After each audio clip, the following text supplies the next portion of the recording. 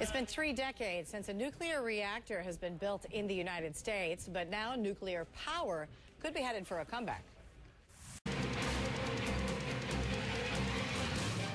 As the House prepares to vote on climate change legislation tomorrow, debate is heating up over what role nuclear power should play in America's energy mix. A new U.S. reactor hasn't been built in 30 years, but the long pause could soon be over. Allison Cossack is our energy fix now from New York. So what's this about, Allison? We've been hearing a lot about nuclear power lately.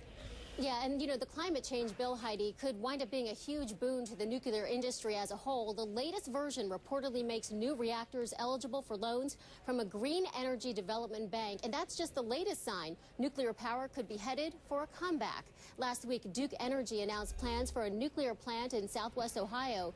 It wants to build the reactor at a former uranium enrichment site with help from French nuclear giant Areva. France gets nearly 80% of its electricity from nuclear power versus just 20% here in the U.S. Areva's CEO says it's time to step that up. Nuclear is part of the solution. It's not the solution, it's part of the solution. But I think that you have no solution without nuclear.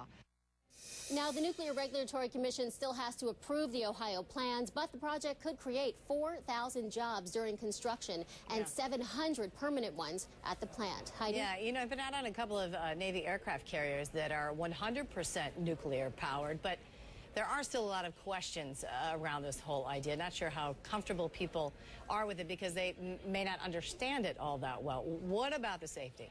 Yeah, and you're right. There are a lot of questions about safety, but utilities insist today's designs are safer and say living near one isn't cause for concern. What we find here in the Carolinas is that people that live near our nuclear plants accept it. It's almost a correlation. The further you live from the nuclear plant, the more uncertain you are with respect to nuclear. And even though nuclear power has no carbon emissions, Greenpeace still calls it an unacceptable risk to the environment and humanity. New plants are also expensive, costing $6 to $8 billion, and that's tough to afford without taxpayer money. As for the climate bill, that's being voted on tomorrow. We're going to hear more on that subject from President Obama in just about 3 hours, Heidi. All right, very good. Allison Cossack this morning with our Energy Fix. Thank you, Allison.